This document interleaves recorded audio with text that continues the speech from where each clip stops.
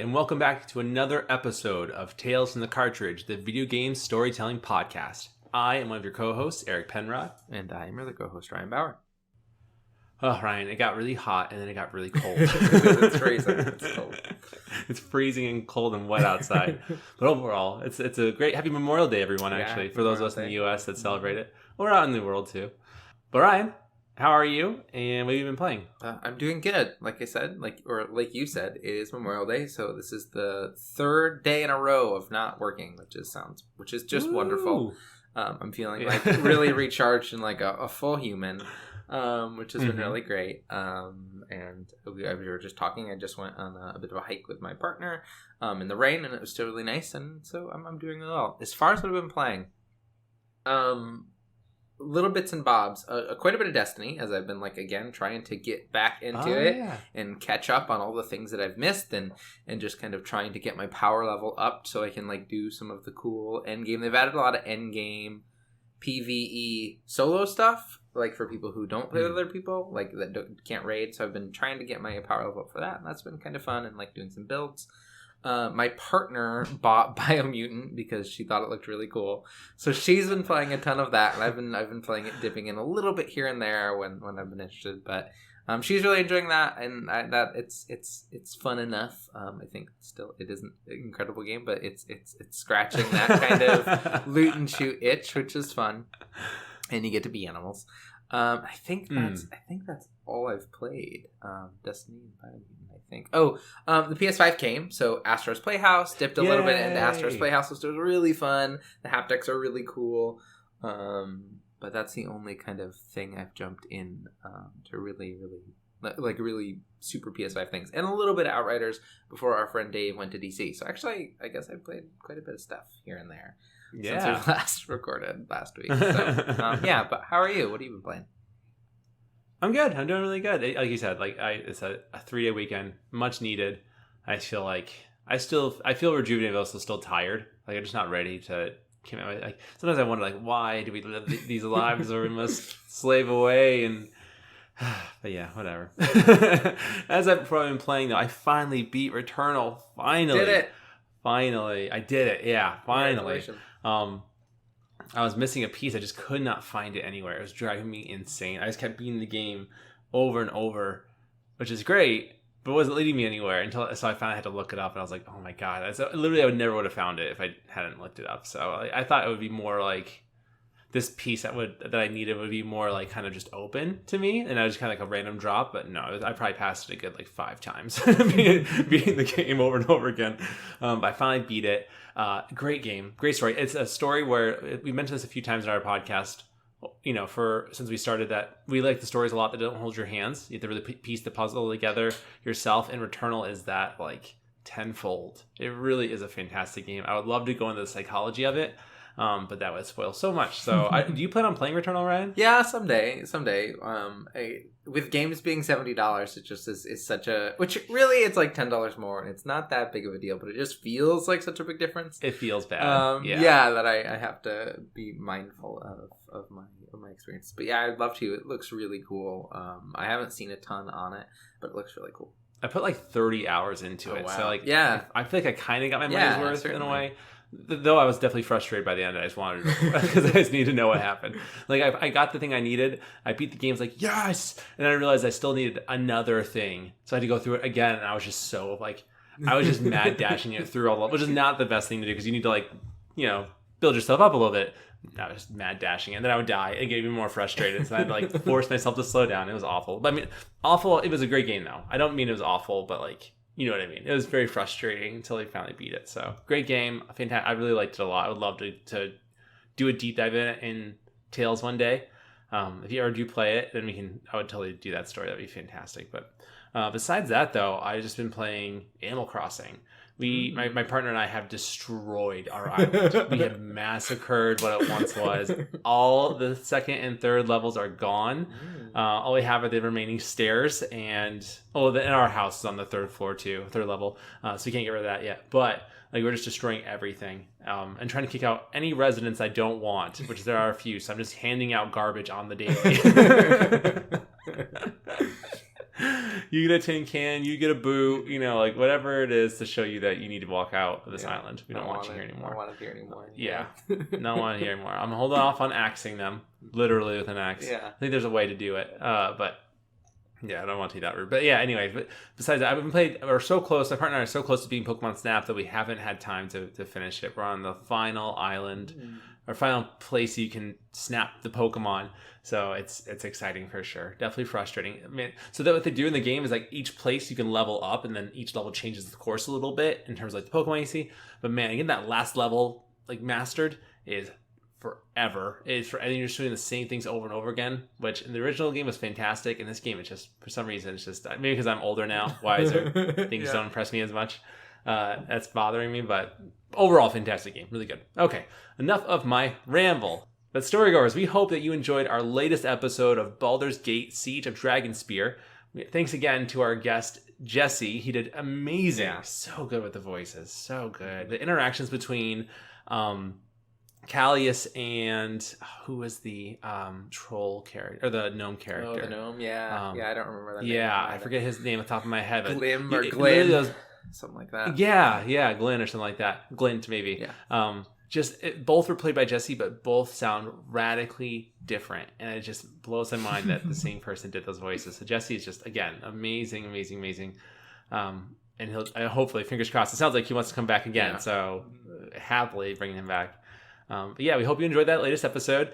As always, you can let us know your thoughts, feelings, and or perspectives to talesfromthecartridge@gmail.com. All of the E's are 3s. You can also comment on our posts on Instagram and Twitter, or DM us. Let us know what you think, and we would happily read those on the show. You would also earn yourself a sweet sticker, and you can check that out on our posts online on our social medias. Just how cool they are that they're out in the wild. People can see them. It's radical. But yeah, so today for our next DLC episode, Ryan has done a fantastic job to help not only myself, but any storygoer out there struggling to understand the timeline of Ratchet and Clank. The new game comes out, I believe, June.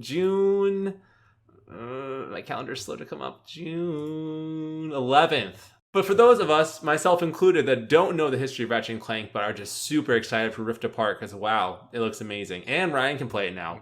Sure PS5. And hopefully, storygoers, you can too. Hopefully, PlayStation reached out to you and helped you get your own PlayStation 5 like they did Ryan. So, which again, super cool that they're doing that. Regardless, sorry, going off on tangents. But today's episode is helping everyone that is behind on Ratchet and Clank catch up on what is important of the lore of the games, so we are all prepared for Rift Apart. So we won't be rifted apart and understanding what the heck is happening. You know what I'm saying? All right, folks. I'll see you later. He's done. Peace out. But Ryan, how about you start us off on kind of explaining a general history of this, and we'll kind of deep dive into it. Sure, I'd love to. And also, we're not going to be there yet, but there will be spoilers in this episode. Obviously, as we talk about the story of Ratchet and Clank, I would love to cover these games eventually, at least these main story ones someday in more detail. But just keep in mind that there are going to be spoilers for Ratchet and Clank in this. That is the point of this, to give you those spoilers. So if you don't have time to go play, as Eric can see, 16 games. Wow! You have that information. But yeah, so we'll go through kind of the history of all the Ratchet and Clank games released across all platforms, and then we'll kind of distill it down to the ones that are really important to the story to give you that information. So the very first game, and the game we covered, is Ratchet and Clank, and that came out in 2002 on the PlayStation. Followed by a really well-received sequel, Ratchet and Clank Going Commando. And you're going to see some themes here of names, so just... I can tell. yeah. Going Commando in 2003, a really well-received game. Some people think the best Ratchet and Clank game, because it really distilled what was good about the first game and made it better. And then that came out in 2003, and then in 2004, all of these are on the PlayStation 2, which every year a new game is wild to imagine. That's wild. It's Assassin's Creed level right here. Yeah, and then Ratchet and Clank Up Your Arsenal in 2004. And then the next game is Ratchet and Clank Deadlocked. And this was like in the current day would be a DLC.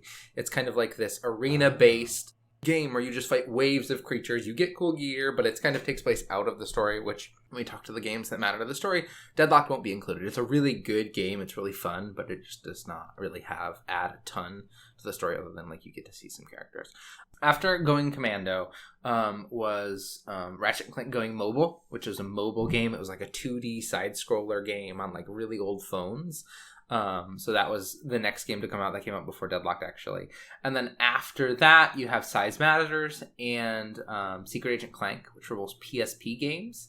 Again, you can only play those on the PSP. I've heard they're not good, but they're it's just more games. And again, neither of these, Deadlocked, Secret Agent Clank, Going Mobile, and Size Matters, are all kind of side stories that are somewhat in the canon, but don't really add anything to the overall story of the game in any meaningful way. There is some stuff there, but nothing that you'll be sad that you missed.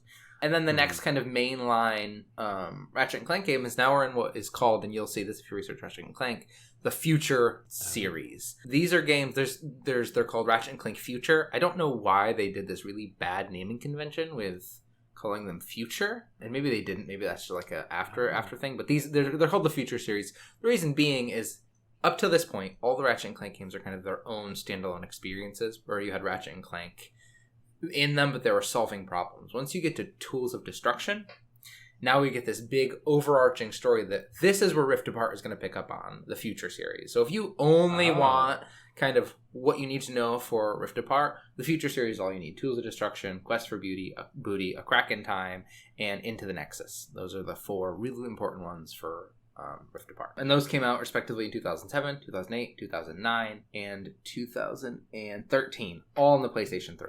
And then there also was, and Into the Nexus is the most recent Ratchet and Clank game, other than Ratchet and Clank 2016, that is a story game. Oh, okay. Yep. So the games that are important for the narrative are Ratchet and Clank, the original one, Going Commando, Up Your Arsenal, and then most importantly, Tools of Destruction, Quest for Beauty, A Crack in Time, and Into the Nexus. And those are all kind of the 7 games that are really meaningful to the story, that are going to give you information you need in Rift Apart. Everything else is just kind of filler or side story or kind of a mobile game or early. So really, there are 16 games on this list. Only 7 of them are like full, proper, mainline Ratchet and Clank games. And even A Quest for Beauty is kind of questionable because it's like 4 hours long. Oh. So that's a ton of information, Eric. Why are you feeling so far?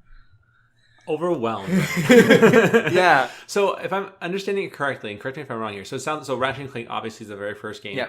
That does connect though to the Future series. They're one of the same characters, or the Future series is its own thing. All the same characters outside of the original. All the same characters. Yeah. Okay. It's all connected. And it's a continuation. So things that happened in those, there's not as much of thread, but like there are characters who you meet in the early games who come back. Captain Quark is a big part of that, where Captain Quark, where you meet him in Tools of Destruction, it's important to know what happened in Going Commando, because that was a really important for Captain Quark. So those two are connected in a pretty meaningful way, and you learn more about Quark in those two experiences. But yeah, they are a continuation, but the Future series is kind of where they started to decide, okay, we're going to tell one overarching story throughout 4 games. And Into the Nexus is almost like an epilogue. So it's really a trilogy and an epilogue.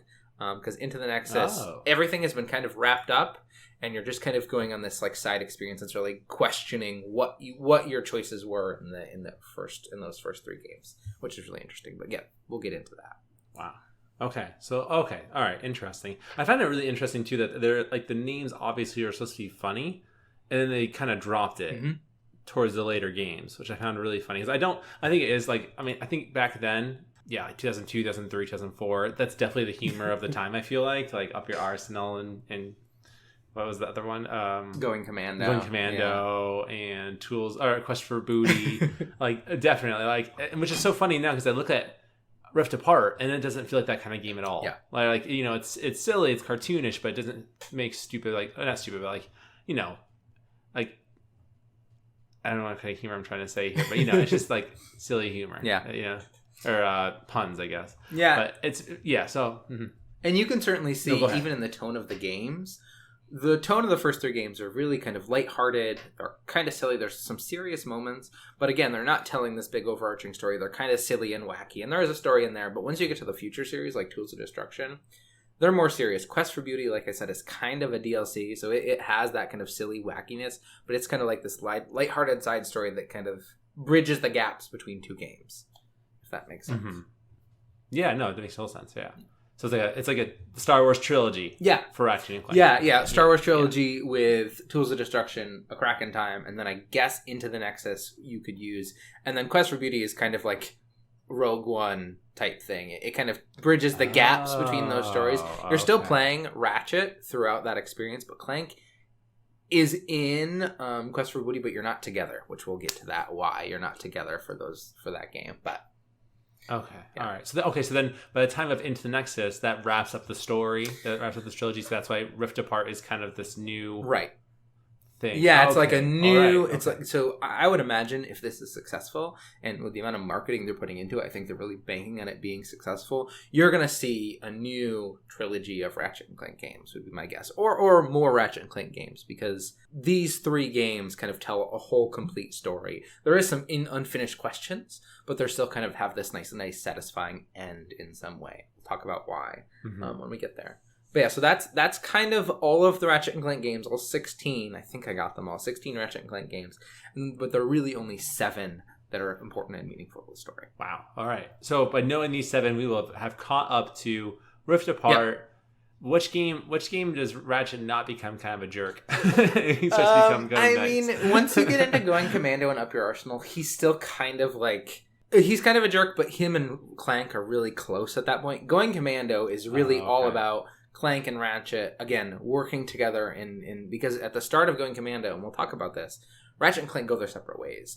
And they eventually have to come back together to help each other. And then again, you start to see this. Ratchet's personality changes. He's more toned down. He's still kind of a jerk, but he really cares about Clank. And you can tell he really cares about Clank. He doesn't take any nonsense. He's not nearly as lighthearted as he is in the 2016. He's not like this Boy Scout. He's still got this kind of sarcastic silliness to him, but he's not like a complete dick as he is in the original Ratchet and Clank.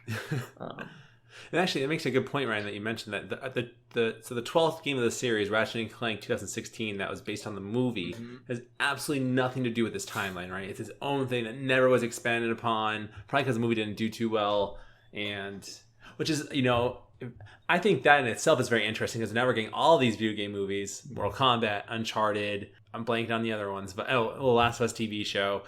It's just very interesting that this movie didn't do well, but man, they are going to probably do really well with Rift Apart. It's just kind of mind-blowing how crazy that is. For Ratchet and Clank fans, you think they would want to see more of anything, but the fact that the movie didn't do very well is telling. And I don't think Mark Wahlberg should be a good Sully. I said it, and Tom Holland's not Nathan Drake. I don't care what you have to say. It's just, I'm sorry. I'll be open-minded to it, but at the same time, I'm definitely being a hypocrite. Put a ring on me, and that you call me Nathan Drake, it just doesn't work. I don't know what to tell you. So, sorry, everyone. It's okay. Mark Wahlberg is not my favorite. I'm sorry. He's fantastic in the other guys. I will say that. Favorite Mark Wahlberg movie. But Sully, I don't care if you put a mustache on him. He's still not Sully. I'm sorry. Anyway. I think one of the reasons the 2016 movie didn't do well is if you're a Ratchet and Clank fan, here's a retelling. And not only a retelling, we've taken this character you care about and have learned to care about over a series of games, and we've changed his personality completely. I think one of the big things in the 2016 is the most recent Ratchet and Clank game. And I mean, we've both played it, and it's okay. The gameplay is fun enough. The story is kind of all over the place, and one of the biggest characters we'll talk about is Dr. Nefarious. He just shows up at the end, and you're like, who is this guy? What is going on here? In a really silly and nonsense way. But so I think one of the reasons it didn't do well is because I don't think they understood why people liked Ratchet and Clank, and they tried to retell it. But the 2016 version is effectively, in the canon, Quark's retelling of the events of Ratchet and Clank while he's trapped in prison for whatever reason, probably between games here, because he gets put in prison for whatever reason. But it has no meaningful. It does not affect any of the characters. Are similar in them. All the characters are there. Some of them are different, like we've mentioned. But it has no bearing on the rest of the series. It was interesting because I liked Ratchet. I'm sure they made Ratchet more likable in the 2016 version, which I did like him more compared to the 2002 version.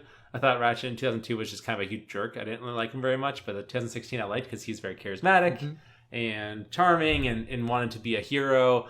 So it's very interesting that Quark made Ratchet in this retelling, so much nicer in reality than he actually was. But yeah, I don't know. It's going off a tangent. It's interesting they went that route with the newest game. Yeah. I'm happy to see that they're kind of going back and abandoning this story. I'm glad they're kind of moving on and have this old new thing because it looks like Ratchet is different, though very similar. I don't know why, from just what I've seen, that more confident. Yeah, and that's a Ratchet that's gone through a lot already. Yeah, that's kind of changed, which is cool. It's just really cool. Let's dive in to the games. Okay. And so this next section, so that is kind of an overview of all the games. The next section is going to be us kind of me briefly telling you the synopsis of a game and then telling you why it's important, what information is important from that story. So the first Ratchet and Clank game, we've done an episode on it. Go listen. It turned out really well. It's a great story. Yeah. Go check it out. But effectively, there is a... Ratchet is on a planet working on a ship, and Clank is a robot who's made in a factory, but he is defective in some way. And it's Ratchet and Clank teaming up to defeat Drek, who is this evil guy who wants to destroy all these planets and build his own super planet so he can then pollute it. And then, again, spoilers. He wants to just create planet after planet. Ratchet wants to go get Quark, who is the savior of the universe, and have him help Ratchet and Clank defeat Drek, only to find out that Quark is working for Drek.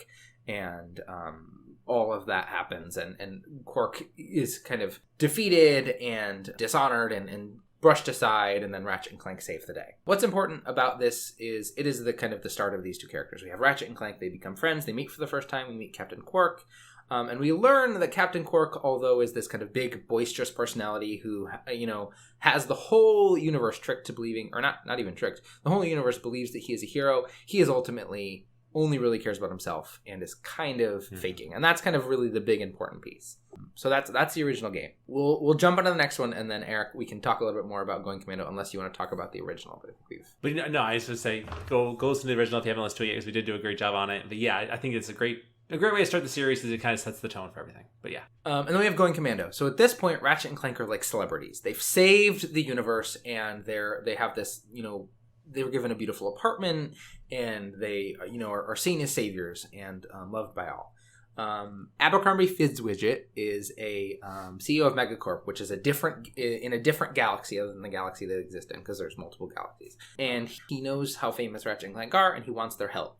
So he reaches out to them and says, "Hey, I need you to help me. One of my biological experiments that's so important was stolen by a thief, and I want to hire you and Clank to help me." Clank, he's done saving the world, and he'll take a job, but he doesn't want to do the adventuring bit. Ratchet's like, "Yeah, I'm feeling kind of bored. I'm feeling kind of done with this. I want to go and save the world and go help this guy and get paid to doing so." Ultimately, Ratchet finds this thief, tracks them down, and discovers that after this individual has stolen Clank, kidnapped Clank, Ratchet goes and finds Clank and finds this thief and finds out this thief is a Lombax, which is the same species as Ratchet.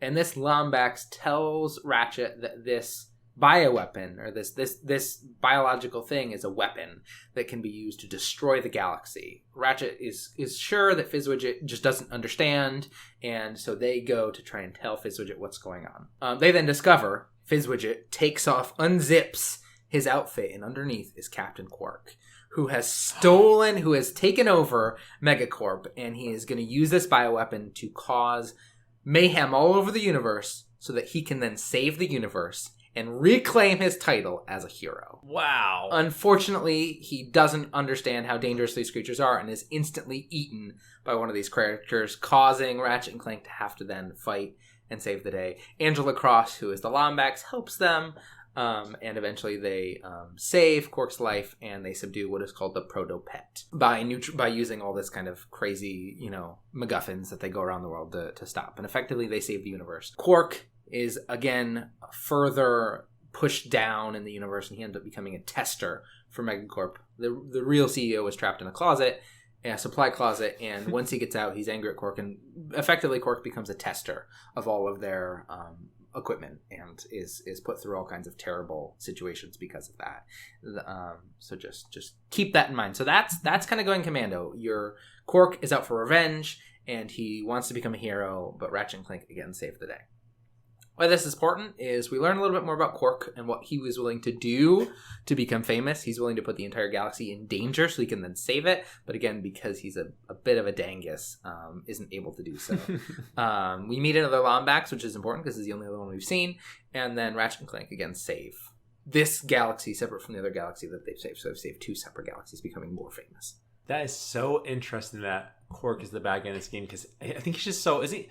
And I don't know if this is true or not, but he always seemed very loved. Like, he's a loved character in the series. Yeah. Man, he's like really evil. And especially if you look at the 2016 version of the game, spoilers, at the end he has like a redemption kind of, where he's like accepted again as a friend by Ratchet and Clank. So it's kind of going off nothing. Yeah. The sequel. Yeah. It really is a weird retelling of the story that makes no sense. That is so interesting. It's crazy that he's so beloved, because like, he is funny, but man, he's a huge jerk. I'm surprised that he's so well loved. Well, we're That's not. Really surprising. Yeah, and we're not done with Quark. Quark will come back. Don't worry. But yeah, so that's the second game. And Going Commando again is a really well received game that people really enjoy. All of these games you can play on PS Now, if that's something interesting. I believe all these main title games you can play on PS Now. I played Into the Nexus on PS Now with the free trial, because these games are probably like 10 hours long. At most, if you do a lot of grinding, so just keep that in mind. But yeah, so Going Commando is a game you can check out, but it's real love. But yeah, that's Quark. Evil gets put through this like really terrible after the events of this. Quark is effectively a tester of machines, and I think the final scene is Ratchet and Clank watching a commercial where Quark is being... We don't see the TV, but Quark is screaming as these like blades and stuff shoot out of this machine. So he's like Quark gets it really bad. But we'll come back to that. Okay, moving on to Up Your Arsenal. So again, following the events of Going Commando, the Ratchet and Clank are even more famous, even more well loved in the universe. Ratchet is sitting on his couch in his apartment and gets news from Darla Gratch of Ratchet and Clank 1 fame. This is Darla Gratch coming to you from Hollow News. Oh, yeah, Darla. That's right. That's right. Yeah. And Veldin, Ratchet's home planet, is being attacked by Tyrannoids, under the command of an evil robot scientist named Dr. Nefarious. And this is the first time in these games we meet Dr. Nefarious, who is this evil villain who, again, will effectively become the main villain of this series. And the new one. Right? I think he's the main villain of the newest At least how the marketing has shown. Yeah, he seems to be the main villain. So Ratchet is contacted by the Galactic President, who has explained that Dr. Nefarious was a mastermind behind that attack. And they're sent to find the only person to ever survive a fight, Dr. Nefarious. And he is living on planet Florana. They go to this planet and they find Captain Quark, lost his mind, totally insane, believes it to be a monkey, and has his best friend who is also a monkey. And the next section of the game is you finding holotapes to help remind Quark who he is as the only person to survive an encounter with Nefarious. So you go and you find Quark, and you restore his memory, and he's kind of back to his silly, wacky self. And eventually the Galactic President puts him in direct control of the war against Dr. Nefarious, and Quark forms the Q-Force, which is Ratchet and Clank and a variety of other wonky characters who you've met throughout the series, like Skids, the skateboarder dude, this giant, I don't remember what game she's in, this giant like Russian robot lady, that like, again, these are characters who, if you play the games, a lot of really prominent characters from the games. Puts together the Q-Force, a force to fight Dr. Nefarious and defeat Dr. Nefarious with a weapon called the Bio-Liberator, which is going to turn every creature in the universe into a robot, just like he is. The Q-Force attacks Dr. Nefarious in his base, but he escapes and puts it to self-destruct before everyone escapes except Quark, who says he has to find something. He stays behind and is blown up, and the universe does not know the face of Captain Quark. There's a big funeral, and everyone misses him, and he's lauded as a hero who's gone too soon. Eventually, after doing some investigating, you find out that he faked his own death, and he is hiding away in an asteroid, hanging out in his pajamas. And Ratchet and Clank are like, what are you doing? The whole universe thinks you're a hero. I want you to become the hero the universe believes you to be, or you always wanted to be, and then they leave. Quark, they go and they fight Nefarious. At the last moment, Quark comes in, helping Ratchet and Clank defeat Nefarious, and in some way getting some kind of redemption as a hero of the galaxy. So what's important about this game is we meet Dr. Nefarious, who is an important villain of the series, and also like just a really silly, ridiculous villain. He has a butler who is like this super powerful being, and every once in a while Dr. Nefarious like short circuits out and he just starts playing audio from what would be an old time movie. And he's just a really wacky, fun, silly character. Dr. Nefarious is really great. He's not like a super in-depth villain or has any kind of meaning to him. He's just this kind of wacky character. We also form the Q-Force, who is important, and they kind of come into things later. And we learn more about Quark's history, which was that he faced Dr. Nefarious at one point and defeated him, and that's how he became the hero of the galaxy. Or of the universe. He did do, at one point, we don't know the details of it, but he defeated Dr. Nefarious. If you read the comics, which I've never read, apparently you find out that Quark and Nefarious went to like high school together, and Quark bullied Nefarious so much that he became evil, and then accidentally pushed him into like a vat of acid, and that's why he's a robot or something. I don't know. It's really wacky. But effectively, that's an important piece of all this. But yeah, Eric, what are your thoughts on Up Your Arsenal? That's true. That changes my whole perspective on what I was going to say about this game. And I was going to say, it's awesome that Quark had his redemption. I'm curious if the Q-Force is a play off the X-Force from the Marvel Comics, being a kind of a ensemble of, strange and different mutants that were kind of too much for the X-Men. And I was going to say, I was happy that Quark has his redemption. I think that's the biggest part. It almost feels like these three games are almost like Quark's. It's like Star Wars to me. We have Luke and Leia and Han, and that's great. But really, this is a story about Anakin Skywalker or Darth Vader, and that's what this feels like to me. This is a Ratchet and Clank game, but this is truly a story about Quark. He doesn't deserve to have a story about him. I think they just realized the best voice acted and best written character in the series. They want to make more of him. Which is why I think there's so much of Quark, because he's just a really fun, wacky, wild character who just like is just, again, so well loved because of all this silliness that is kept. Is he? Have you seen him at all in the promos for the new one? No, I haven't. I haven't at all. And we'll see, because after this game, after Up Your Arsenal, Captain Quark, after helping defeat Dr. Nefarious, Captain Quark takes all the credit and is elected as the new president of the galaxy. So that's something to keep in mind, that like in the next game, when you go and talk to the Dr. President, Captain Quark is like sitting at the presidential. So there's just silliness. God. But yeah, that's Up Your Arsenal. And that's like that's the end of the series of games that are kind of their own thing. Certainly, like I said, they have like these through lines of Captain Quark, the through lines of Ratchet and Clank, them being these well-known heroes is well-known.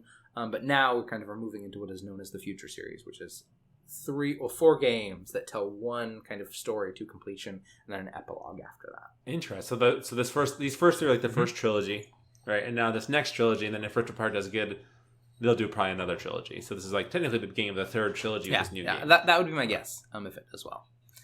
Yeah. And now, just keep in mind, as we get into Tools of Destruction, we have some more kind of serious themes in these. Their tone is still silly and wacky. The world is still full of these crazy characters. You can tell there's more going on. There's mystery there that you do not figure out within one game, which is new to the series.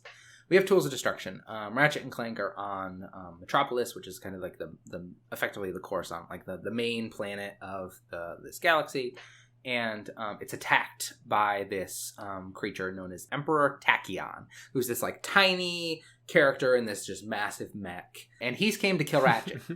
Ratchet doesn't know why, but eventually Tachyon explains that Ratchet is the last of the Lombax, which again, this makes no sense with the continuity where we've met a Lombax before. You're just supposed to ignore that because it is never talked about again. But effectively, Ratchet is the last of his kind, the last of the Lombax. And Tachyon is a species of creature called a Cragmite who hates the Lombax. And because the Lombax effectively eliminated his whole species, he's now going after revenge, Emperor Tachyon. Eventually, throughout the course of the game, Ratchet discovers that there was a device that was used to kill the Cragmites, that was used to wipe them out. And you try and find this object, and you eventually learn it is called the Dimensionator. It is an object that can open portals to different dimensions. And what the Lombax did is there was this war that was going on where the Cragmites wanted to wipe out all the Lombaxes. So in defense, and the Lombaxes were these like super technologically advanced race. Which is the same that Ratchet is. In order to defeat the Cragmites, they created this machine that would open portals and send all of the Cragmites to a different dimension, no longer trapping them on their world. Eventually, Tachyon, who was the last survivor of his race, he was found by the Lombax, raised by the Lombax. Eventually, he learned, what the Lombax had did to his kind. So he stole Lombax technology, created an army, and went after the Lombax. And eventually, the Lombax, using the Dimensionator, went to their own dimension, leaving only a few Lombax behind. So over the course of the game, you learn that, which is kind of the really big, important things that we'll see here. Ratchet and Clank eventually defeat Tachyon. They break the Dimensionator. All throughout the game as well, Clank is getting these like weird visions, and these kind of weird voices are talking to him and telling him things. And there's these like floating blue robots that are interacting with him and helping him, and nobody else sees them except Clank. And at the end of the game, Clank is taken by these creatures known as the Zoni and vanishes. So after Ratchet and Clank defeat Tachyon and they learn some of their history, Clank is taken away. He's kidnapped by these creatures. Cliffhanger. Right, which is, again, the same we have in the series, right? So you learn all this information about Ratchet and his people and the Kragmites and their people and this kind of war that's going on between them, and how now that Ratchet and Clank has gotten so famous, as soon as Tachyon saw that there was a Lombax left alive, he made it his mission to wipe out the last Lombax. That's the last thing standing in his way of taking over the galaxy, because he so fears the Lombax. So yeah, that and Tachyon's goal was to use the Dimensionator, which again is the same thing we see. It's the same object we see in Rift Apart. That kind of machine that opens portals. That is the Dimensionator. Oh, yeah. Yeah. So in this game, you put it on your head, and it kind of opens up portals to other dimensions. So he was trying to bring the Kragmites back into the world and take over the world and kill Ratchet. But the Dimensionator broke at the end, and that's when Clank was stolen away. We also meet some fairly important characters. Kronk, Zephyr, and Tailwind. These are three characters. Kronk and Zephyr are like these two robot brothers who have this really good comic relief, and they're really interesting. They're kind of these old-timey robots who remember the times before. And then we have Tailwind, who is the daughter of the foremost expert on Lombax history. Interesting. So a lot of focus on Ratchet and his speeches. Yeah, this whole future series is really about Ratchet and Clank and their origins and who they are and how those origins are coming back to, have an effect on their current time. That's kind of the really big piece of this. Interesting. Okay, and it definitely is playing a part in Rift Apart. I feel like if the Dimensionator is a part of that, that's interesting. Yeah, and as well as like we go to another galaxy where we see another Lombax, right? Which is really important because to our knowledge, Ratchet is the last of the Lombax on this dimension. So in this other dimension, we have a Lombax, which is going to be really interesting to see. And this is also the start of where we see Ratchet and Clank separated. That'll happen here and there a couple times. That looks like in Rift Apart. That's going to be a fairly big part of the plot, is that they're not going to be together for a period of time.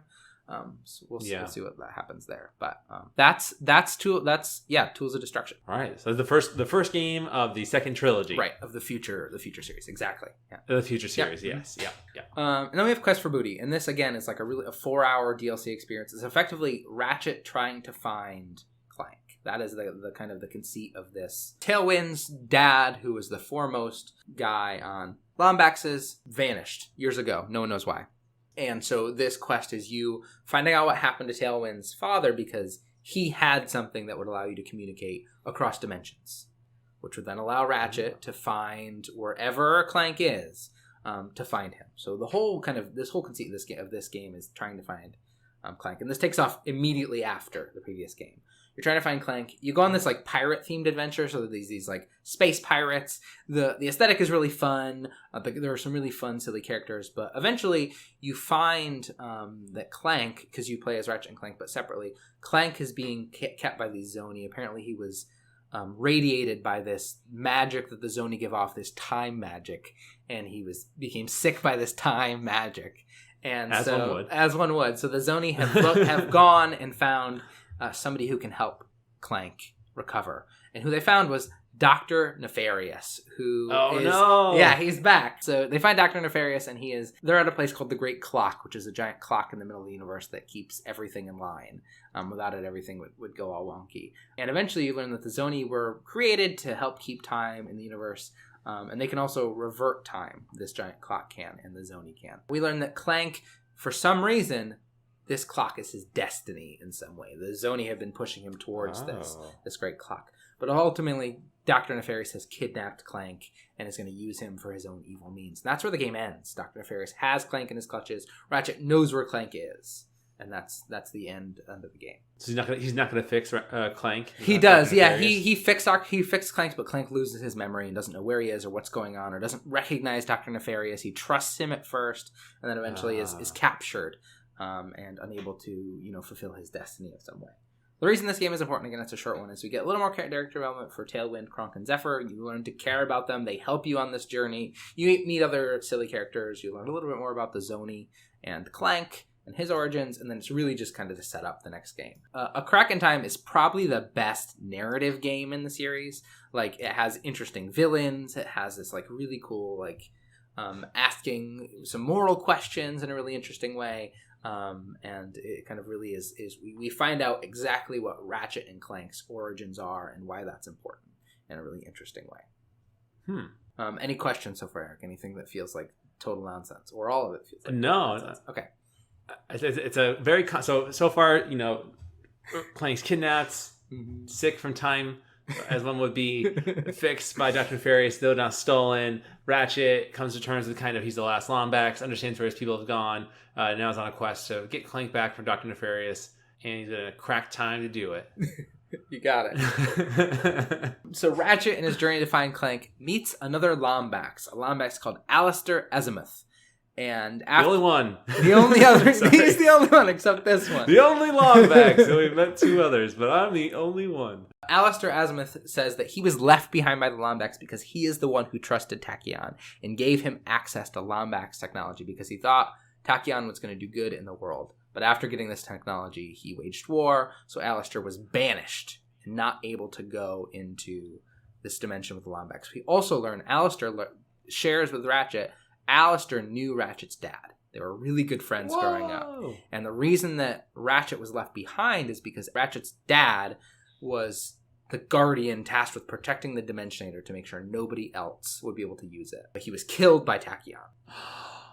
And Alistair is this really interesting character who kind of knows all this Lombax history, is a really great fighter, and he's really remorseful about what he did because he blames himself for the death of any Lombax who were killed by Tachyon and for eventually banishing or having to have the Lombax leave this dimension and go to another one. So that's, again, we learned that the Lombaxes went to another dimension, but Alistair and Ratchet and his dad were left behind. Alistair helps Ratchet find Clank, but he also shares with Ratchet that this great clock that they're going to can turn back time. And Alistair believes he could turn back time, not help Tachyon, and help the Lombaxes come back so they no longer will be banished, undo everything that has happened up to this point, and just turn back the clock and have the Lombaxes not have to leave.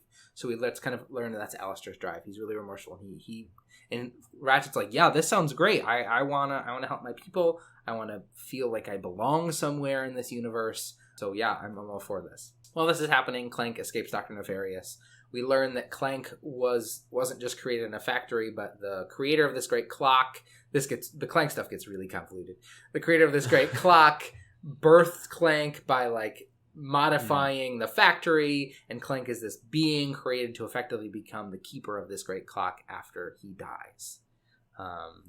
Wow, way to really work that into the story. Yeah, one of I think the biggest issues with the future series is they're trying to tell two origin stories at the same time. Yeah, and it just Ratchet's, I think, at least for me, was more interesting. Clank's feels kind of like through on. It does not feel nearly as organic or as interesting as Ratchet's does. Nefarious shares that he wants to use the great clock to turn back time because he in this dimension, in this universe, the villains always lose. He wants to turn back time to change that. They go to the Great Clock, and once Ratchet learns that turning back time this way would destroy the universe, Ratchet's like, hey, Alistair, we shouldn't do this. Ratchet and Clank get back together and like, hey, Alistair, I know you feel bad about this. I know you want to turn back clock, but you shouldn't do this. And he says, okay, fine.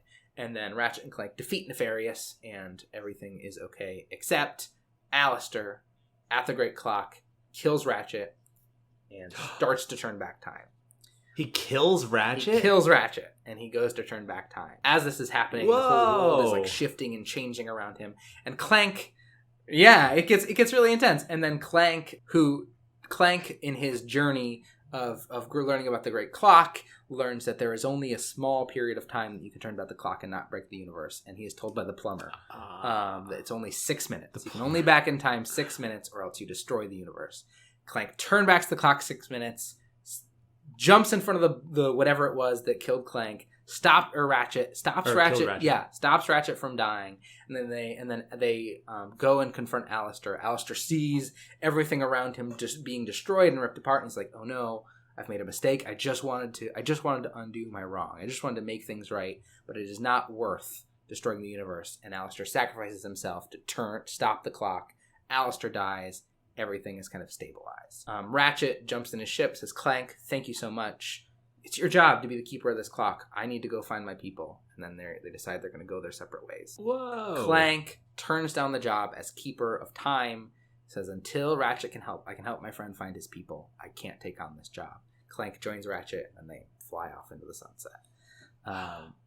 Why this is important is we learn more about Ratchet and Clank's fathers and the history of their people. Quark does dive in here a little bit, and he helps, but not nearly as meaningful. He helps save the day again in some meaningful way.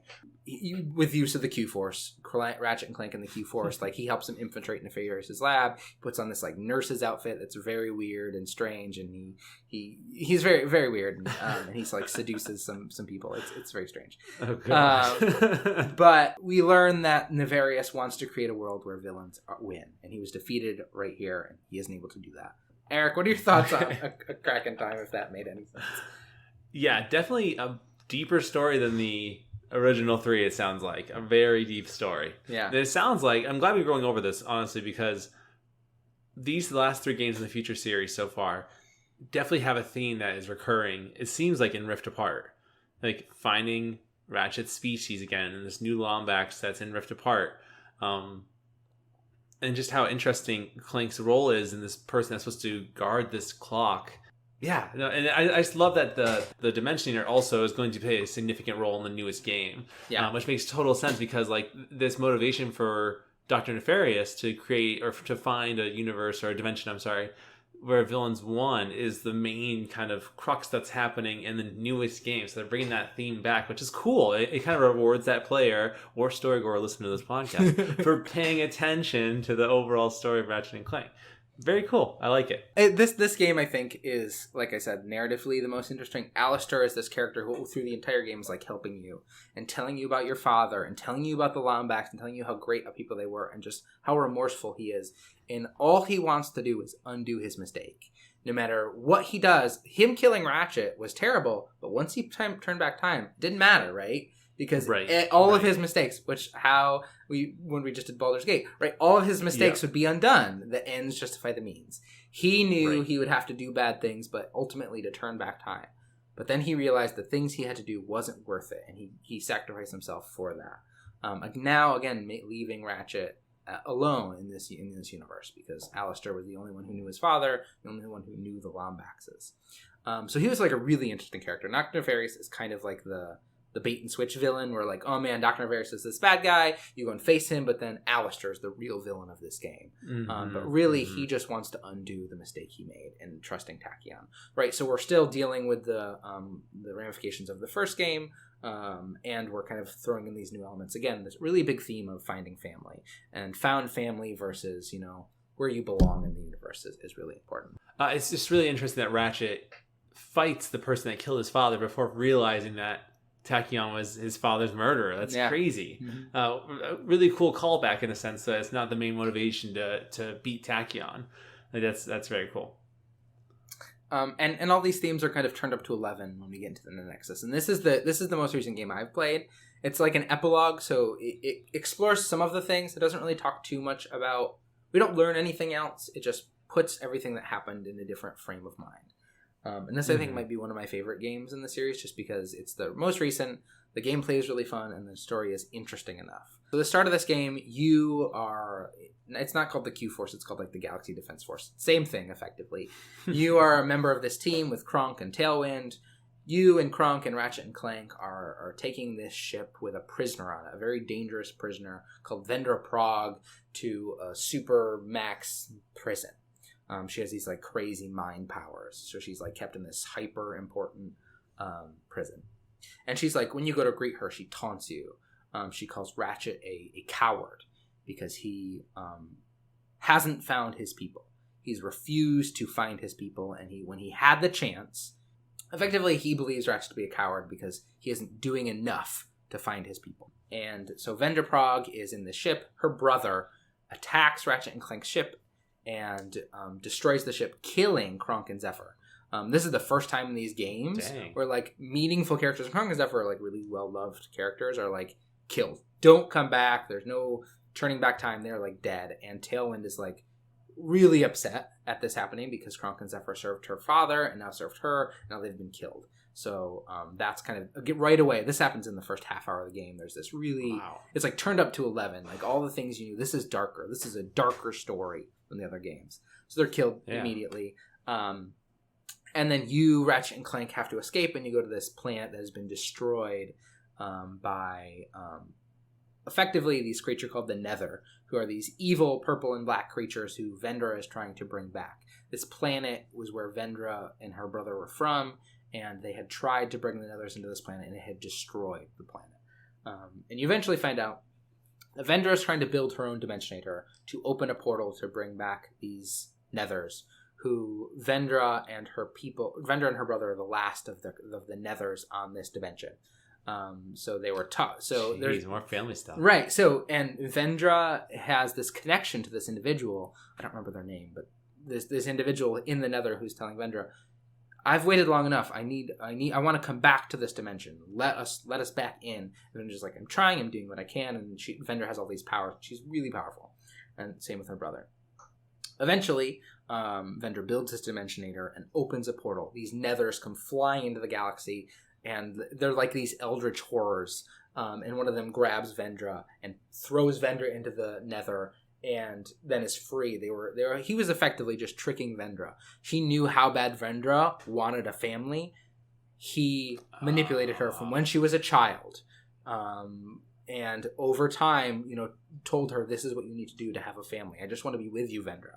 I just want us all to be together again. And then when finally he was freed, he threw her back in the Nether and now is free to be evil in the galaxy. So you have this parallel, right, of Vendra wanting to find her people, Ratchet wanting to find his people, but then seeing this is what happens if your only drive is to find your people, right?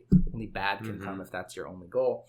And eventually, Ratchet and Vendra's brother team up. They repair the original Dimensionator, and they use that to send this monster back to their own dimension. But the Dimensionator breaks at the end, and that's kind of where the game ends. And then there's like a post-credit scene where Clank grabs the Dimensionator and puts it inside of him. He steals it effectively from this museum with the purpose of fixing it and repairing it. So that's the end of this game, right? So we have this other dimension. There's some dimension hopping here. There's this evil being who is playing on Vendra's desire to be with her people. Ratchet all throughout this is also coping with the fact that he's never going to see his people. And there's this, the Dimensionator is fixed, he could just open a portal to his people and go save them, but he is choosing this world instead, where he has Clank and where he has his friends and family, his found family versus the Lombax who he's never met. And he saves the galaxy again, and the Dimensionator is broken. And that's kind of where this game ends. This game is important. We have this parallel. The hero and the villain both want the same things. They both want to find their people. They both want to find their families. They're just going about it in different ways.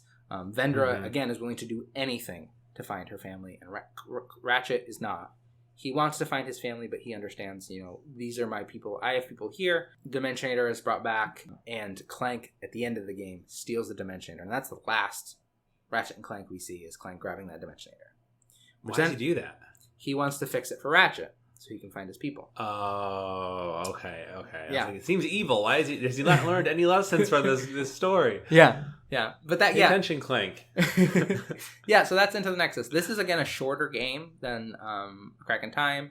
It deals with the same themes of A Crack in Time, but of a different way. It instead of making the hero is going after finding his people, the villain is going after finding people, and you're stopping them from doing so. So it's this interesting reflection of what you want, what the villain wants. I think it's really well done. Again, I think there's details there I probably left out, but that's kind of a brief overview for what you need. Really, all this means for Rift Apart is the Dimensionator is taken by Clank. That's kind of the only really meaningful piece, as we know the Dimensionator was fixed. It was broken again, but then Clank has it. He was the last person known to have the Dimensionator. Interesting, which I'm sure will probably play a part in the next game. I really like the bad guys of this story, of the future series, Tachyon and Vendra. I like them a lot, and Alistair as well. I don't even want to consider Alistair a bad guy, because I don't think he truly... But then again, the best villains are the ones that see themselves as a hero, and that's what makes them so interesting. Dr. Nefarious sounds like the weakest of the bunch, so I'm almost I almost want to know if they're going to expand upon Dr. Nefarious in this next game, because they did such a great job in the future series with these villains. Tachyon was angry that his people were wiped out by the Lombats, and Alistair wanted to fix his problem, and then Vendra wanted to bring back her family. All motivations that are understandable, and from their own eyes probably feel like they're the heroes of their story. Which is great. I think it's really cool. It makes it, you can sympathize with these characters, which is really awesome compared to Quark, who just wants to be famous again. Whatever. Yeah, Dr. Nefarious was bullied, and I just want to be. It's like comic book villain, right? I want to be a bad guy because I want to take over the world, because there's not like any kind of meaningful. Yeah. Yeah. I hope they did a great job with these games. I hope that they take what they did here and build upon it with Dr. Nefarious. That would be fantastic. Like you said, my only interaction with Dr. Nefarious as a gamer is the 2016 version where he just came out of absolutely nowhere. I blew him up and it was over. Yeah. So I have no idea about this dude. Well, I mean, a little bit, but still I don't. I would say still I have no idea what his main motivation is besides just being a bad guy. Yeah. But it always ends up badly. So is he really that smart? Should he really be a doctor? I'm curious. Where did he get his PhD? Yeah. I mean, that's.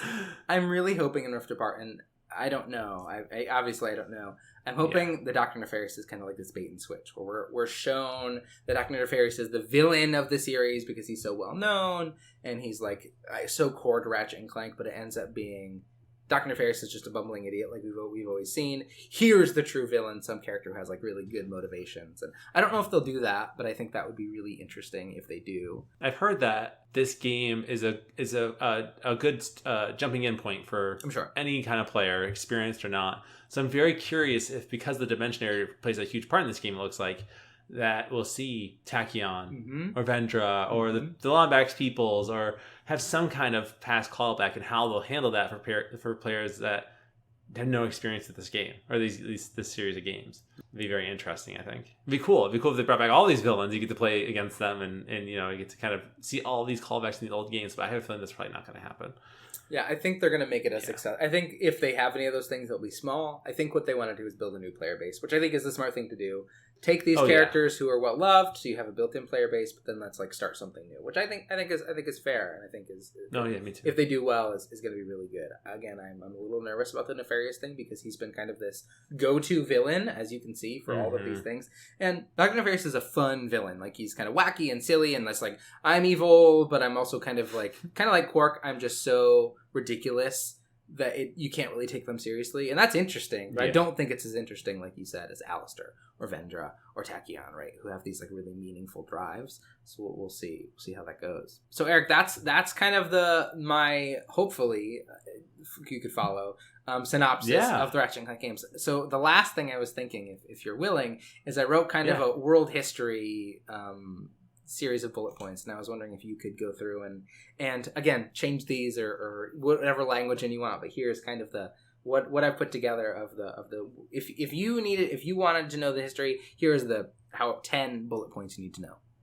Okay, all right, pay attention, storygoers. You're gonna get a quiz on this at the end. If you fail, you can't listen. Just kidding. We need all of the listeners we can get, so just don't leave, please. But this is the world history review.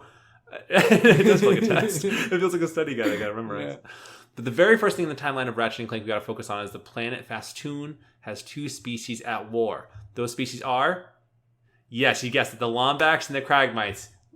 Ben, you guessed it right. 10 points for you. I really hope you have a listener named Ben.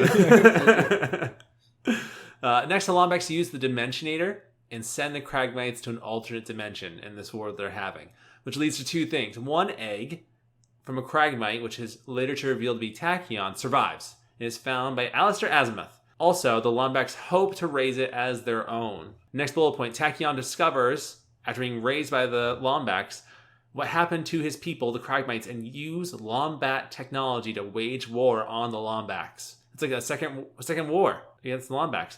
The Lombax escape from Tachyon by also going to another dimension, leaving behind the one who found Tachyon, which is Alistair, and the guardian of the Dimensionator, Ratchet's father, as well as Ratchet. Wow.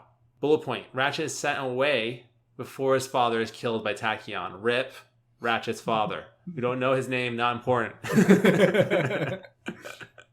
So then Ratchet grows up without his people, without his family, and ends up meeting Clank in the original game. No wonder Ratchet is a jerk. This is all making sense to me. Chairman Drex, the main villain of the first game, with help from Quark, starts to destroy the galaxy. But they end up being stopped by Ratchet and Clank. Ratchet and Clank become known as the universe's heroes. Woo! They defend the universe from Proto-Pets and Quark in the second game, and stop Dr. Nefarious from turning the universe into robots. Thank you. With the help from Quark, his redemption, his amnesia, and then come back, as one would. From there, we go into the future series where Tachyon finds Ratchet, seemingly the only Lombat, though that is not true, due to Ratchet's popularity, and vows to kill the last Lombax. It is not the last Lombax. Tachyon uses the Dimensionator to bring the Kragmites back. What? But Ratchet defeats them. Wow, that's rough. You think you'd learn. Ratchet defeats them and Ratchet defeats Tachyon and sends him off into an unknown place.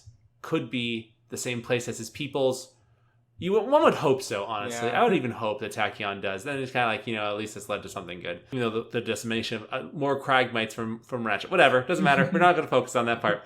Clank is then taken by the Zoni. Not Sony, the Zoni. Ratchet and his friends search the galaxy for him, looking for booty.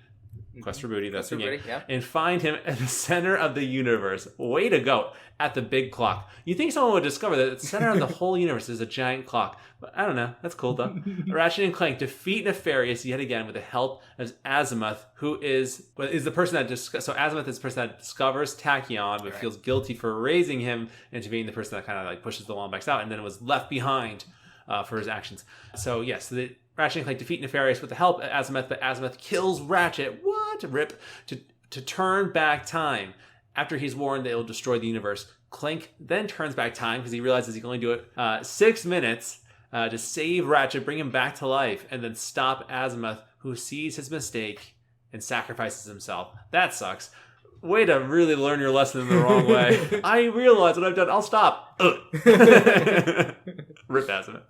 It's weird that characters are dying in the series. I just can't even picture it. From the only game we've told the original story. I've played the 2016 version. I can't actually imagine people dying that aren't robots. So it just kind of blows my mind that people are dying in this series. Okay, so Azimuth, rip in peace. I said rip in peace on purpose, so don't at me, sorry.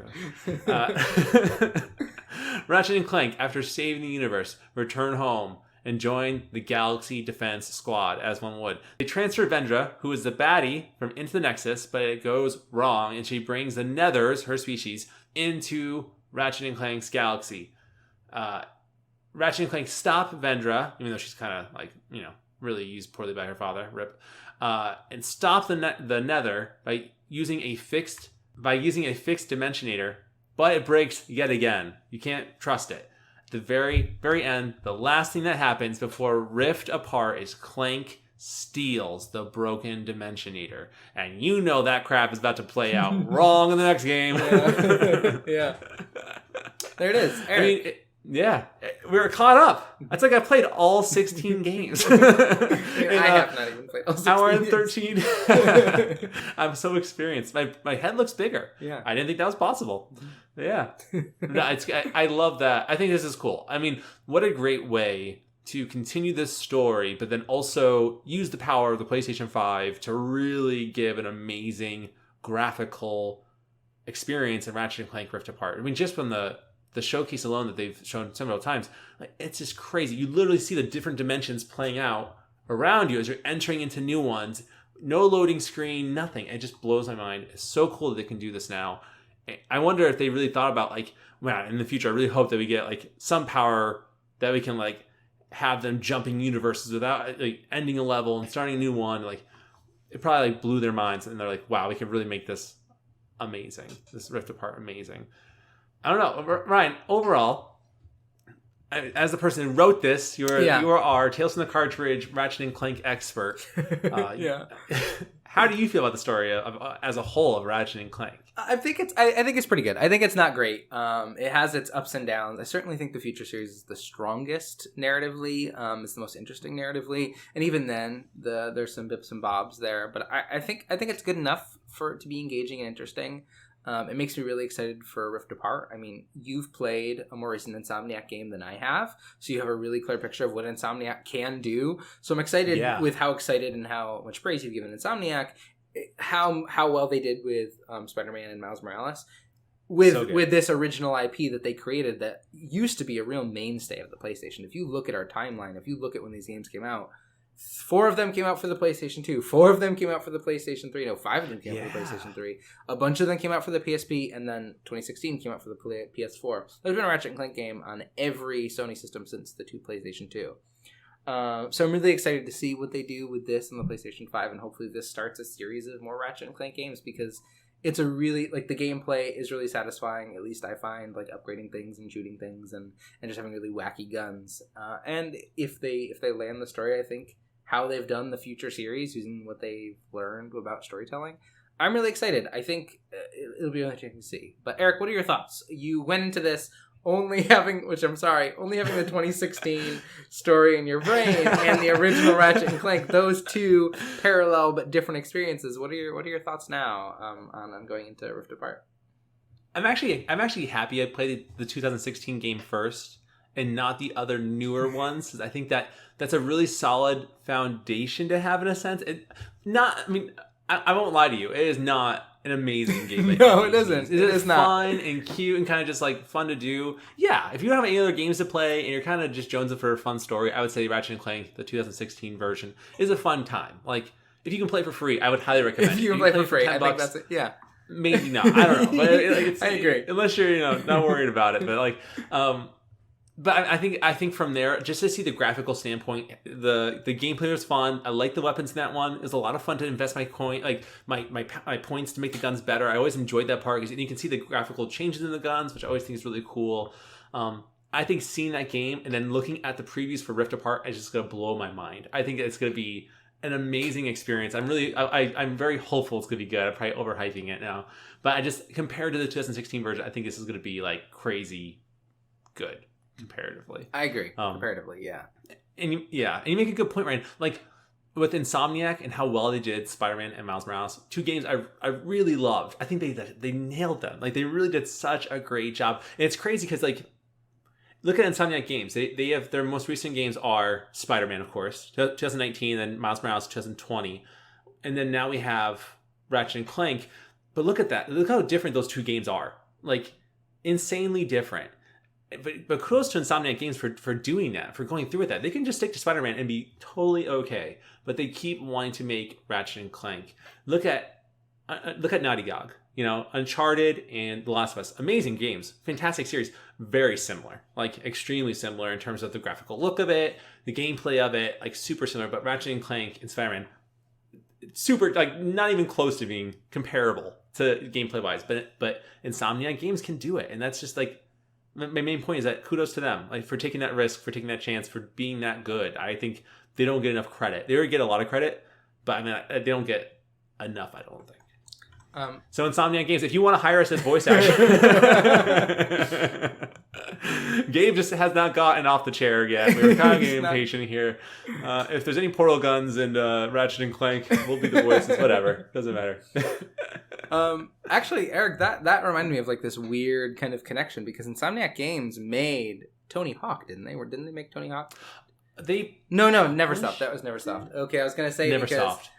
Because for some reason I was thinking Insomniac, but I don't know why. Because I just remember us talking about. We'll cut all this. What I have to say. Well, no. I mean, actually, you remind me of the fact that Insomniac Games also made Sunset Overdrive, which I would even argue is a mix between Spider-Man and Ratchet and Clank in a sense. Like, it really is like a mix of those games. Like the the wild open world element of Spider-Man with the crazy wacky guns of Ratchet and Clank. So like it's cool they kind of have all these games that kind of intertwine in different ways, different weird ways, but they're all so very different than each other. Insomniac games, fantastic. They were Spyro, right? Insomniac made Spyro. The Spyro games of Insomniac. Spyro. They did Resistance. They did the Resistance games. I don't think they've done a ton. I'm sure there's a bunch of games that I haven't played of Insomniac, but so like they've been making games for a long time. So I'm hopeful that they'll keep making good games like they did with Spider-Man and Miles Morales. Yeah, I think so. I think if Miles Morales is any indication of what Ratchet and Clank Rift Apart will be, I am extremely excited. I was not excited for Miles Morales. I think Miles is a really cool character. I love Into the Spider-Verse a lot. It actually was just on like before I jumped on here. Fantastic movie if you haven't watched it. Probably the best Spider-Man movie, I think. But yeah, agreed. I just wasn't like super into playing as Miles. I was really into Peter because Peter's story in the first game is so good. But man, I was so wrong because I think Miles is they did such a great job fleshing Miles' character out. I enjoyed Miles as much as I enjoyed Miles in Into the Spider-Verse, and in a whole different way. Yeah, in a whole different way. Because I think it's an older Miles compared to Into the Spider-Verse, but the struggles that he has is just significant, and they do such a good job at kind of showing you what that is and how significant it is. It's a great game. I cannot wait for more from Insomniac. I mean, I don't know. I can't wait. It's exciting. I wish more people would take pages from Insomniac's book. Sucker Punch Studios, bring back Infamous. Ghost of Tsushima is great. Don't get me wrong, but come on, everyone else is doing 2 series at a time. Where's Infamous? I just wanted to throw that out. I mean, I think it would be really. I think Sony. Again, we are incredibly biased, but I think Sony would be really beneficial if on the PS5 we get another Ratchet and Clank game, we get some more Infamous, we get some more Uncharted. Like if they go to these studios, or not the original studios, but other studios, and say, hey, these are the games that really resonated with our Sony folks, the people that have played Sony games for far too long. Let's put games on our PS5 so they have a way to like really experience this in a new and interesting way. I think that'd be really smart, and I think like an Infamous game on the PS5 would be buck wild. Like all the assets flying across the screen, all the cool powers. Oh my god, it'd be buck wild. It'd be insane. I would love it. Bring back Cole McGrath. And just make a whole new game. I would love it. I would be in heaven. It'd be so good. One day we'll get it. One day Sony will wise up. Yeah. And I mean, we'll see. But Eric, that was Ratchet and Clank. We've gone over all of them. That's at least if you're interested in seeing these games, but you don't want to play them. There's a YouTube video you can watch that has all the cutscenes from them that gives like all these characters more things. There's a bunch on YouTube of like the story so far videos that are really good as well. Then maybe do it in again, storygoers, listen to this in its entirety before you go check those out. But there's more good stuff out obviously. There. If you want more Ratchet and Clank, if you want more context to these things, and this scratched an itch, but you want more, there's more out there. Or PS Now, play them. They're super easy. You can beat them in a day easily. All of them? If you sat down and played for like 12 hours, yeah, probably. Oh wow. Yeah, probably. Again, if you just beeline right for the story stuff and don't spend any time going after all the golden bolts or all the upgrades, you'll get there. I believe. And one of the things that we didn't talk about at all, and maybe I'll cut this because it isn't useful. One of the really cool things about the Ratchet and Clank games is they used to have these things called the Insomniac Museums. Where you would like go into these secret areas and you could see like assets from the game, or you can see like different. They did this a little bit in the 2016 version. It was more hidden and more wild in the older games, where like you could play around with guns that didn't make it in the game, but like there were test versions. You could play around with mechanics that weren't in the game, so there were these test versions. You could like listen to developer commentary like in this like weird wonky museum. That was really cool and made you like really care and understand how much Insomniac cares about these games in a really meaningful, interesting way. So it's cool. That's cool. I don't remember that in the 2016 game. I don't remember it all either. But yeah, interesting. Huh. But yeah, storygoers, you probably don't need to go anywhere else because we did such a great job. Oh, Ryan did a fantastic job. You did a great job. Thank you, Ryan, for that. We are all caught up. No storygoer needs more explanation. If you do, don't come back. Yeah, and when you're listening to this, Ratchet and Clank comes out on Friday. So play it, y'all. Oh my god, yeah. Yeah, when you're listening to this, Ratchet and Clank comes out on Friday. This Friday. We will, I'm sure, when we record the following weekend, be talking about it. But yeah, go check it out now that you're all caught up. Yay, that's so cool. And as always, it's June. We haven't fleshed out what games we're covering this month, but probably a regular game next week, then a bedtime story the week after, and then maybe a guest episode, hopefully, fingers crossed, the week after that. Is this a funky coming No, month? this is 4. So we have today, this is going out on, actually, there's only 3. No, there's 4. No, there's 4, sorry. Okay. We have this DLC is going out on the 7th. The 14th, there'll be an episode, a regular story episode of some kind. Mm-hmm. The 21st would be a bedtime story, and then maybe a guest or a regular episode on the 28th. So only 4. Yeah. We'll have to talk about that, but... We're like a garbage truck on fire. Try to figure it out. I like to say we're on fire truck on fire. I think that's we have the means to put ourselves out. We just haven't yet. Sounds right to me. But hopefully, storygoers, you enjoyed this. Hopefully, you feel all caught up for the new game that comes out this Friday. I can't wait. I'm excited for it. Hopefully, and I really, really hope that for the storygoers who want a PlayStation 5, really hope you get it. I really hope you have one. I hope somebody reaches out to you and offers you that exclusive link thing like they did for Ryan. And Ryan, like, just for clarification, this has nothing to do with Tales. Like, I think it's just based on the fact that you are more of a Sony player. Of course than anything. not. Yeah, no. Certainly this has nothing to do with Tales. If it does, and Sony, you're listening, reach out to us and we will shamelessly plug whatever you want. Shamelessly. Shamelessly. It probably has everything to do with the fact that I haven't played my PS4 in a very long time, and I usually play it a lot. So they probably reached out. And they saw that they know everything. They probably saw that I was constantly Google searching every day. And you know what I mean? Where do I get a PS5? So it probably has to do more with that than anything else. Even corporate jerks. Yeah. But seriously, so if you want to give me some money, we'll sell out so fast. It'd be interesting though if one day this situation happen. Like, oh crap, I really gotta make a decision now. Yeah. It's fun to joke about it because I don't think we actually would, but at the same time, it's like, well, jobs do get stressful, and this is a lot of money. You want me to promote what? All-Star Battle, or what's the new thing that's coming out that everyone made fun of? There's a game that's coming out that everyone made fun of E3. Everyone's playing it right now. I forget what it's called, but apparently it's actually pretty good. I forget what it's called. It's like Battle something. Battle Royale? All-Star Battle Royale? Maybe. That's looks like the 2012 one. Okay. No. I think I'm thinking of something else. I'm going to cut all this. Oh, Destruction All-Stars. I think that's what it is. Destruction All-Stars. They just announced Destruction All-Stars. No, hopefully no one that's made this game is listening. I'm so sorry. I just interesting that they announced that for Destruction All-Stars that if the player count is low, they'll introduce bots because they're anticipating that's the case. That sucks. That sucks that they anticipate that, but whatever. Oh, really fast, Ryan. And I'm curious what the storygoers think as well. I would love to know their perspectives. They just announced 2 new PlayStation controller colors, black and red. Yeah, I did see that. And they're beautiful. They're very beautiful. I'm only going to buy one. I only need one. Mm-hmm. I have the white one, we're looking to buy one too. Yeah, and I'm stuck on it because my partner likes to buy one, but I think the black one's really sleek. It reminds me of the classic PlayStation controllers. I have no idea what I'm going to do. Are you guys torn on your Yeah, same thing. Melia really wants that red one. She thinks it looks really cool, but yeah, that black one is just like the OG PlayStation controller. I wish all of my PlayStation, my whole PS5 looked that black color. Me too. But yeah, I'd love to hear what people's perspectives are on that. If they could push us one way or the other, that would be great.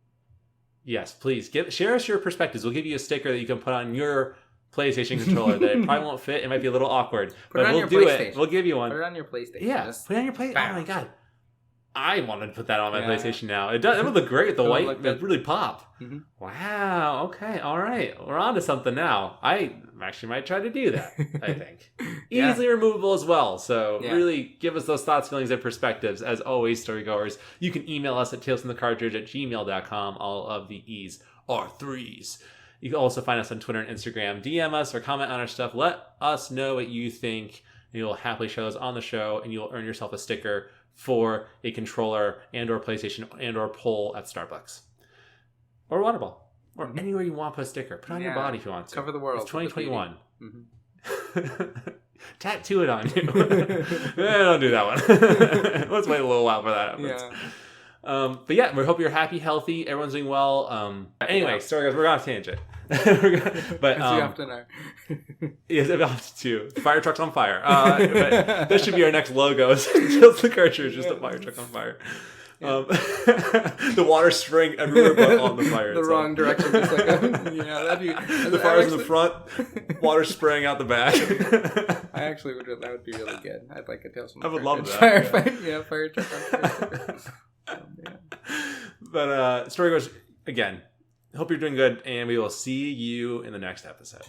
Bye.